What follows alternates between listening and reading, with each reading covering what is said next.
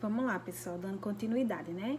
Então, o primeiro subitem é o do autoconceito, como eu estava falando, né? O qual avalia a percepção que a pessoa possui sobre essa relação com o mundo e como é que ela avalia as capacidades dela e se isso mudou com a doença, por exemplo, depois que ela adoeceu, as capacidades dela de trabalhar, de se relacionar, mudaram, né? Ela mudou essa percepção que ela tem em relação ao mundo, se ela é uma pessoa que contribui com o mundo, com as outras pessoas, ou depois que ela adoeceu, se internou, ela acha que isso não é mais possível.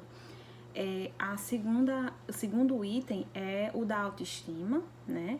Que é a relação que a gente avalia da pessoa com ela mesma, ou seja, a percepção que ela tem dela com ela mesma mudou ao longo desse processo, desse adoecimento, dessa internação.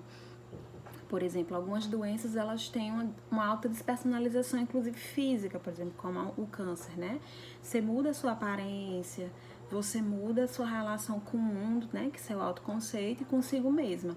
Então, isso às vezes é muito forte para algumas pessoas, certo? Então, a gente precisa conseguir avaliar isso.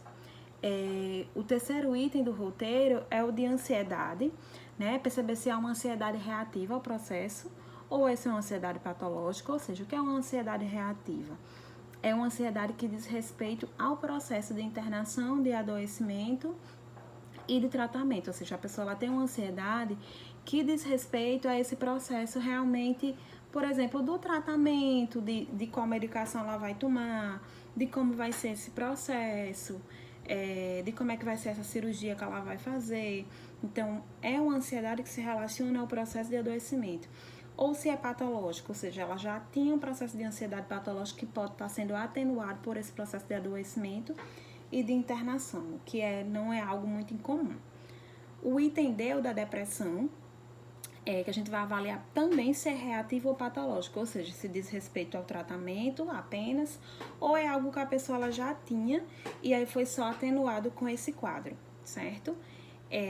Depois a gente vai ter o item de informações sobre a doença, ou seja, a gente vai avaliar o quanto a pessoa ela sabe sobre aquele adoecimento que ela tem, se ela sabe com que profundidade ela sabe, né? Porque isso a gente sabe que o processo de informações que a pessoa tem sobre a doença vai influenciar na elaboração das defesas que a pessoa vai fazer, das fantasias, né? Na aderência ao tratamento. A gente sabe que quanto mais a pessoa sabe, é mais fácil que ela fantasie menos e que ela tenha uma aderência melhor ao tratamento, né? Porque ela sabe para que ela está ali, né? Por mais difícil que seja, certo? A gente vai avaliar também as informações sobre o tratamento, ou seja, o quanto essa pessoa sabe sobre esse tratamento que ela está passando ou que ela vai vir a passar, né? Com que profundidade ela sabe. Porque a gente sabe que muitas vezes, se a pessoa ela não tem esse conhecimento, ela pode utilizar as defesas delas de forma negativa, né? Ou seja, não aderir, fantasiar com aquela medicação que está sendo ali colocada é para uma outra coisa, né? E às vezes não aceitar, certo? O próximo item, que é o item G, né, é a relação com a doença, né? Ou seja, está ligado com as informações que a pessoa tem sobre a doença e sobre o tratamento e como é que ela se relaciona com essa doença que ela tem, qual a percepção que ela tem sobre essa doença.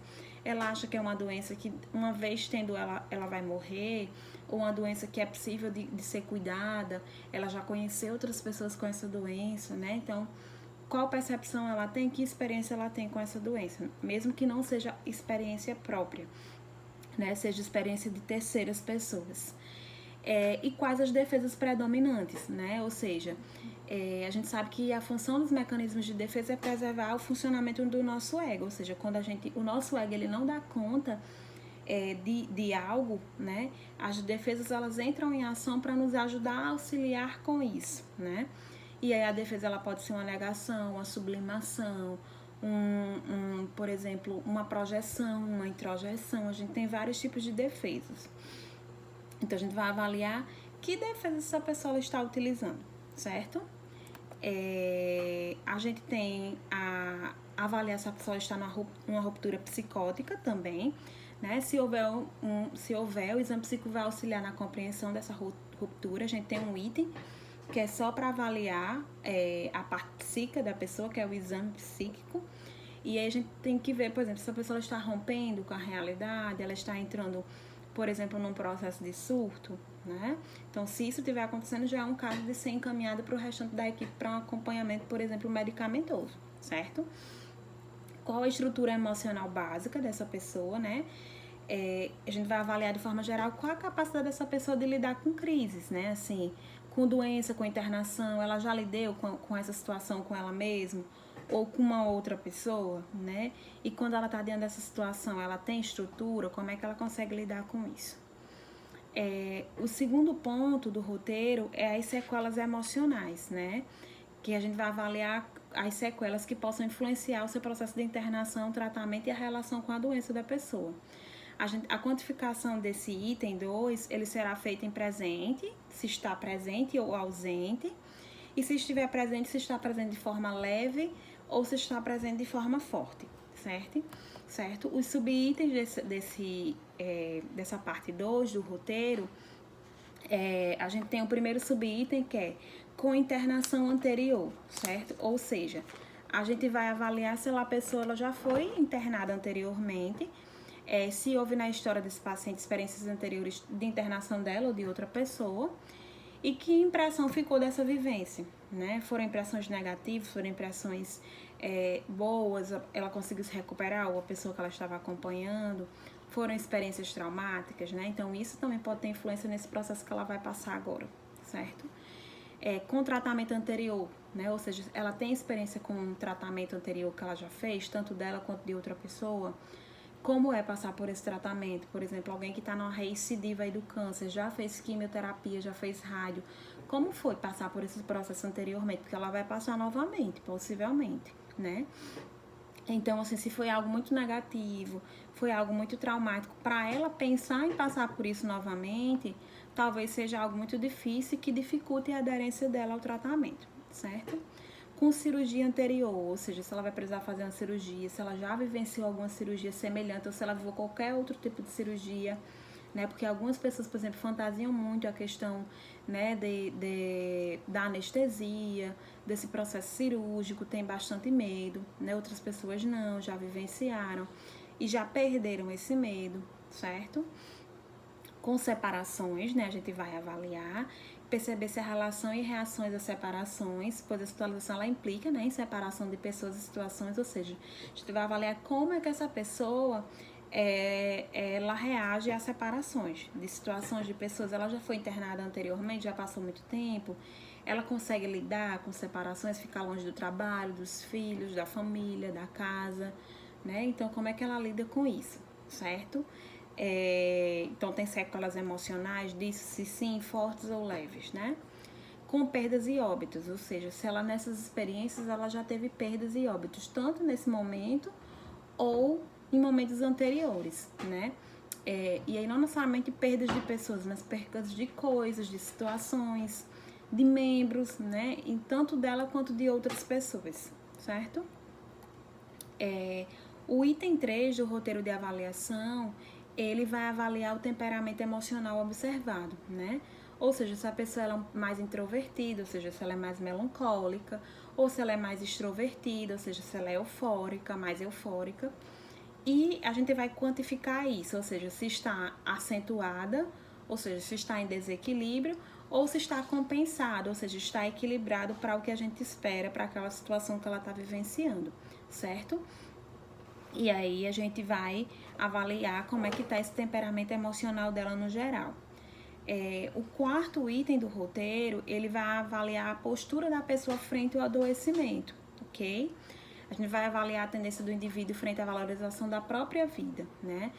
E que vai nos dar um parâmetro na sua relação com a doença e prognóstico, ou seja, com a relação que ele tem com a própria doença e com o processo que essa doença pode trazer futuramente, certo?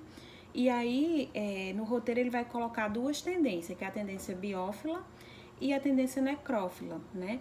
Esses são nomes que têm uma base psicanalítica, mas que, de forma geral, a tendência biófila significa voltar a atenção para as coisas vivas, ou seja, é aquela pessoa que vai ter uma postura frente à doença mais positiva, de acreditar, de investir na vida, de acreditar que vai dar certo, de investir no tratamento, de buscar alternativas. E uma tendência necrófila seria aquela pessoa que se coloca de forma mais passiva, né, que muitas vezes já desistiu frente ao tratamento, frente à doença, né, que não se vê mais em condições de investir novamente numa internação e num tratamento, né, ou seja, que tem muito mais pensamentos sobre o passado, sobre desistir, pensamentos sobre morte, certo? Que aí já é uma pessoa que talvez nesse sentido a gente precise uma intervenção mais urgente, ok? A parte 5 do roteiro é o estado atual frente à doença e a hospitalização e à vida, né?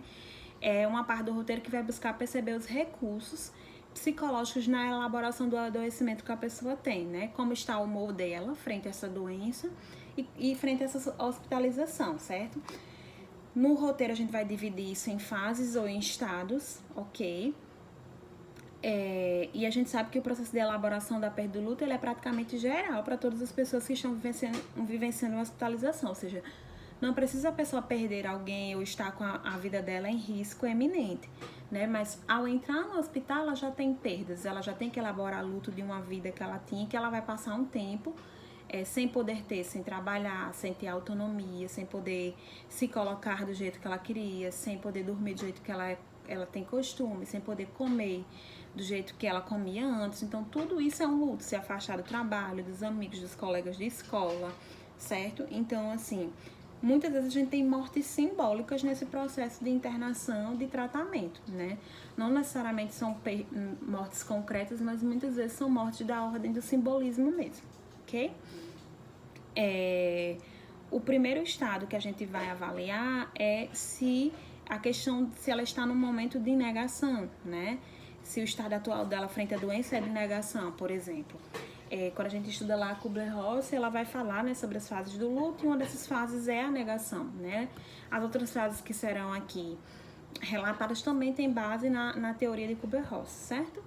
E a primeira fase, né, que Kubler-Ross vai colocar sobre a negação, ela diz que geralmente aparece após o diagnóstico ou doença, né, quando ela reincide, ou de perdas abruptas, sendo importante avaliar se o mecanismo ele ajuda a manter a integridade do ego ou se ele permite pelo menos um contato mínimo com a realidade, ou seja, muitas vezes mediante esse susto, né, do diagnóstico de uma recidiva, a pessoa ela tem uma reação de negativa, né, de negar que aquilo está acontecendo com ela. É importante nesse processo a gente avaliar se, mesmo que ela esteja num processo de negação, se essa negação ela permite que a pessoa ela tenha um contato pelo menos mínimo com essa realidade, ou seja, que ela tenha noção mínima do que está acontecendo, por mais que ela não queira ou não consiga, nesse momento, adentrar com profundidade, com detalhes, por exemplo, do diagnóstico dela, mas que ela sabe mais ou menos o que está acontecendo, né? Porque quando uma negação vem no sentido de romper literalmente o contato dessa pessoa com a realidade, é muito mais fácil que essa pessoa, por exemplo, entre num surto, né? Porque ela rompe com a realidade. Então, assim, quando o mecanismo ele vem no sentido de romper a nossa relação com a realidade, ele é muito perigoso, né? Então, a gente aos poucos precisa ajudar essa pessoa a ir entrando em contato com essa realidade, certo? Sabendo que muitas vezes a equipe e a família também podem auxiliar na acentuação desse mecanismo de defesa, por exemplo, quando não contam a verdade para ele, quando escondem, né, quando contam uma outra realidade, né, ou quando não conversam, a pessoa quer conversar, o paciente quer conversar e eles evitam esse tipo de conversa, né, ou pede para deixar para depois, não pense sobre isso, ou algo desse tipo, certo? A parte B desse ponto 5 é o que a gente chama de barganha, né, que a Elizabeth já discute, que tem como característica a negociação onde o paciente ele busca a solução para o sofrimento gerado pela doença, né, e ao reconhecimento da possibilidade de não existir mais de fato, né, ou seja, no momento que a pessoa ela realmente toma consciência, que ela pode deixar de existir, ou seja, que ela pode vir a morrer, né? Não vou dizer que é uma consciência ainda com profundidade, mas que ela tem uma mínima noção ali naquele momento que ela é finito, né? E aí ela começa a tentar a negociar, né? Essa vida, esse estar aqui. E muitas vezes é nesse momento que vai vir a questão religiosa à tona, ou espiritual, né? Porque muitas pessoas têm crenças, têm religiões, e nesse momento são momentos que surgem promessas, que surgem, né, uma aproximação dessas questões mais espirituais. Mas isso também pode acontecer uma barganha, por exemplo, com a equipe e com a família, né? por exemplo, uma barganha no sentido de querer algo, de querer, por exemplo, um tipo de comida na internação, ou de ficar pedindo para ir para casa, de barganhar essa ida para casa, porque em casa vai ser melhor, né? Ou seja, de tentar negociar com essa equipe algo em relação à sua doença, certo? A parte C seria, né, terceiro ponto seria o da revolta, onde a gente tem uma maior predominância da agressividade, que pode emergir como raiva, como sadismo, como inconformismo ou ressentimento, né, que vai emergir no tratamento e na hospitalização. É aquele momento que a pessoa ela começa a se colocar de forma mais ativa, muitas vezes mais agressiva, tanto em relação a ela quanto em relação ao outro, seja isso a família ou a equipe. É um momento que às vezes é muito difícil da relação dessa pessoa com a equipe, né? Muito conflituoso. Às vezes a equipe não consegue lidar com isso, tem muita dificuldade, certo? O indivíduo ele vai interagir de forma ativa, geralmente de forma desorganizada, né? O outro ele pode ser considerado como causador desse sofrimento, ou seja, esse outro, essa equipe que está me causando isso, né? E acabar, né, nessa relação um pouco mais agressiva, né? Mas ali a gente sabe que ainda tem uma energia de investimento na vida, né? Depois a gente tem a fase da depressão, né? Só lembrando que não necessariamente alguém vai passar por todas as fases, vai vivenciar tudo. Isso mesmo que vivencie não necessariamente nessa ordem, certo? A ordem pode ser invertida, eu posso vivenciar uma coisa, eu posso já começar pela depressão, ok? A depressão ela se caracteriza, portanto, pelo contato com a perda da saúde e tristeza gerada por essa condição. Muitas vezes pode ser acompanhada pelos sintomas do quadro depressivo mesmo, mas é importante a gente elaborar e perceber junto com esse paciente se ela está só apenas no momento de introspecção, ou seja, de pensar sobre essa finitude, sobre essas possibilidades existenciais que estão diante dele, ou impossibilidades, né, no caso, ou se é um momento depressivo realmente patológico, ou seja, é uma depressão que está se estabelecendo, que os sintomas estão perdurando, que a pessoa está desistindo desse processo de se cuidar, de tratamento, certo? E é importante também a gente avaliar como é que está a família, porque não necessariamente só o paciente que passa por essas fases, né? E a família? Está num processo também de depressão, né? Desse momento mais depressivo, de desistir, de querer desistir, de se desapegar desse seu parente, ou ele está abandonando esse parente nesse processo, muitas vezes porque a família não consegue lidar com o sofrimento, né? E entra num processo de abandono, né? Deixa a pessoa só diante desse seu sofrimento e às vezes está diante da sua morte, né? Não conversa sobre isso, evita estar só com a pessoa, evita contato, evita certos diálogos, né? Tem, no caso, até familiares que evitam acompanhar a pessoa no hospital, né? Para não estar em contato com esses temas e com essas questões. A gente tem o processo de aceitação, né? Que seria o que a Elizabeth coloca, que é onde há uma compreensão real dos limites e possibilidades impostas pela doença e pela hospitalização e tratamento, onde há também uma flexibilidade maior da pessoa para lidar com sua crise, né?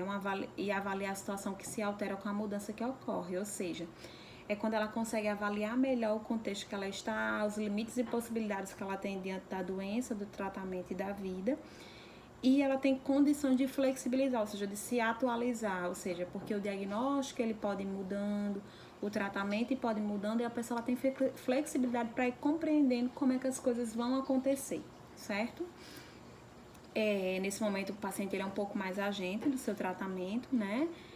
E isso também pode ocorrer com relação à equipe e à família, né? Quando eles começam a aceitar as possibilidades de atuação do paciente e começam a atingir, né? Estabelecer junto com o paciente metas que são atingíveis para ele, né?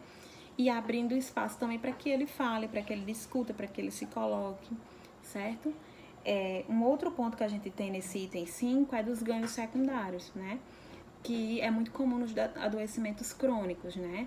Que segundo o autor ele coloca o que é ganhos secundários, né? Um conjunto de benefícios que podem ser conscientes ou inconscientes, que o paciente ofere em sua relação consigo mesmo e ou com o mundo, que não obstante o sofrimento que a doença lhe impõe, Esse julga a relação custo-benefício do ser estar doente compensado ou atenuada pelos ganhos adquiridos, ou seja, quando a pessoa ela começa a se relacionar com a vida a partir da sua doença, né? Muitas vezes começa a justificar toda a vida dela a partir desse adoecimento.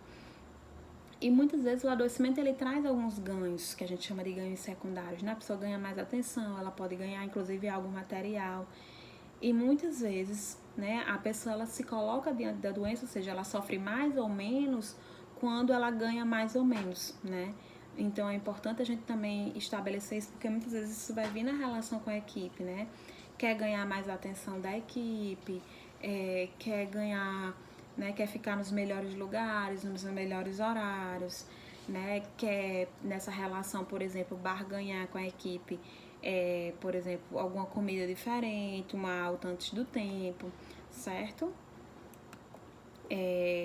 O próximo ponto do nosso roteiro de avaliação é o ponto 6, né? Que ele tem como